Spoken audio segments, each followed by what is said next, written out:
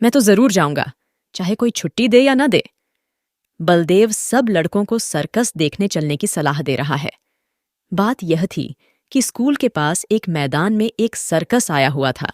सारे शहर की दीवारों पर उसके विज्ञापन चिपका दिए गए थे। विज्ञापन में तरह तरह के जंगली जानवर अजीब अजीब काम करते दिखाए गए थे। लड़के तमाशा देखने के लिए ललचा रहे थे। पहला तमाशा रात को शुरू होने वाला था, मगर हेडमास्टर साहब ने लड़कों को वहां जाने की मनाही कर दी थी। इश्तिहार बड़ा आकर्षक था।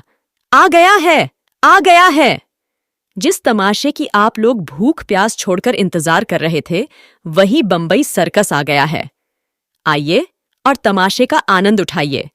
बड़े बड़े खेलों के सिवा एक खेल और भी दिखाया जाएगा, जो न किसी ने देखा होगा और न सुना होगा। लड़कों का मन तो सर्कस में लगा हुआ था। सामने किताबें खोले जानवरों की चर्चा कर रहे थे। कैसे शेर और बकरी एक बर्तन में पानी पिएंगे, और इतना बड़ा हाथी पैर गाड़ी पर कैसे बैठेगा। पैर गाड़ी के पहिए बहुत बड़े बड़े होंगे। तोता बंदूक कैसे छोड़ेगा, और बनमानुष बाबू बनकर मेज पर बैठेगा। बलदेव सबसे पीछे बैठा हुआ अपनी हिसाब की कॉपी पर शेर की तस्वीर खींच रहा था और सोच रहा था कि कल शनिवार नहीं, इतवार होता तो कैसा मजा आता। बलदेव ने बड़ी मुश्किल से कुछ पैसे जमा किए थे। मना रहा था कि कब छुट्टी हो और कब भागूं। हेडमास्टर साहब का हुक्म सुनकर वह आपे से बाहर हो गया। छुट्टी होते ही वह बाहर मैदान में निकल आया और लड़कों से बोला, मैं तो जाऊंगा, जरूर जाऊंगा, चाहे कोई छुट्टी दे या ना दे। मगर और लड़के इतने साहसी न थे। कोई उसके साथ जाने पर राजी न हुआ। बलदेव अब अकेला पड़ गया, मगर वह बड़ा जिद्दी था। दिल में जो बात बैठ जाती उसे पूरा करके ही छोड़ता था। शनिचर को और लड़के तो मास्टर के साथ गेंद खेलने चले गए। बलदेव चुपके से खिसक कर सर्कस की ओर चला। वहां पहुंचते ही उसने जानवरों को देखने के लिए एक आने का टिकट खरीदा और जानवरों को देखने लगा। इन जानवरों को देखकर बलदेव मन में बहुत झुंझलाया। वह शेर है। मालूम होता है महीनों से इसे मलेरिया बुखार आ रहा हो। वह भला क्या 20 हाथ ऊंचा उछलेगा। और यह सुंदर वन का बाघ है, जैसे किसी ने इसका खून चूस लिया हो। मुर्दे की तरह पड़ा है। वाह रे भालू! यह भालू है या सुअर, और वह भी काना, जैसे मौत के चंगुल से निकल भागा हो। अलबत्ता चीता कुछ जानदार है, और एक 3 टांग का कुत्ता भी। यह कहकर बड़े जोर से हंसा। उसकी एक टांग किसने काट ली? दुमकट्टे कुत्ते तो देखे थे, पैर कटा कुत्ता आज ही देखा। और यह दौड़ेगा कैसे? उसे अफसोस हुआ कि गेंद छोड़कर यहां नाहक आया। एक आने पैसे भी गए। इतने में एक बड़ा भारी गुब्बारा दिखाई दिया। उसके पास एक आदमी खड़ा चिल्ला रहा था, आओ, चले आओ, 4 आने में आसमान की सैर करो। अभी वह उसी तरफ देख रहा था कि अचानक शोर सुनकर वह चौंक पड़ा। पीछे फिरकर देखा तो मारे डर के उसका दिल कांप उठा।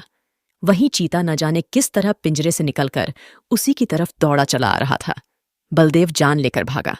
इतने में एक और तमाशा हुआ। इधर से चीता गुब्बारे की तरफ दौड़ा। जो आदमी गुब्बारे की रस्सी पकड़े हुए था, वह चीते को अपनी तरफ आता देखकर बेतहाशा भागा। बलदेव को और कुछ न सूझा तो वह झट से गुब्बारे पर चढ़ गया। चीता भी शायद उसे पकड़ने के लिए कूदकर गुब्बारे पर जा पहुंचा। दोस्तों, ऐसे और भी इंटरेस्टिंग कहानियों के लिए मेरे चैनल को लाइक, सब्सक्राइब और शेयर करना मत भूलिएगा। तो आइए अब आगे सुनते हैं। गुब्बारे की रस्सी छोड़कर तो वह आदमी पहले ही भाग गया था। वह गुब्बारा उड़ने के लिए बिल्कुल तैयार था। रस्सी छूटते ही वह ऊपर उठा। बलदेव और चीता दोनों ऊपर उठ गए। बात की बात में गुब्बारा ताड़ के बराबर जा पहुंचा। बलदेव ने एक बार नीचे देखा तो लोग चिल्ला चिल्लाकर उसे बचने के उपाय बतलाने लगे, मगर बलदेव के तो होश उड़े हुए थे। उसकी समझ में कोई बात न आई।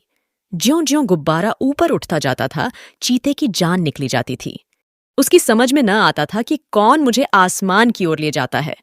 चीता चाहता तो बलदेव को आसानी से खा जाता, मगर उसे अपनी ही जान की फिक्र पड़ी हुई थी। सारा चीतापन भूल गया था। आखिर वह इतना डरा कि उसके हाथ पांव फूल गए और वह फिसल कर उल्टा नीचे गिरा। जमीन पर गिरते ही उसकी हड्डी पसली चूर चूर हो गई। अब तक तो बलदेव को चीते का डर था। अब यह फिक्र हुई कि गुब्बारा मुझे कहाँ लिए जाता है। वह एक बार घंटा घर की मीनार पर चढ़ा था।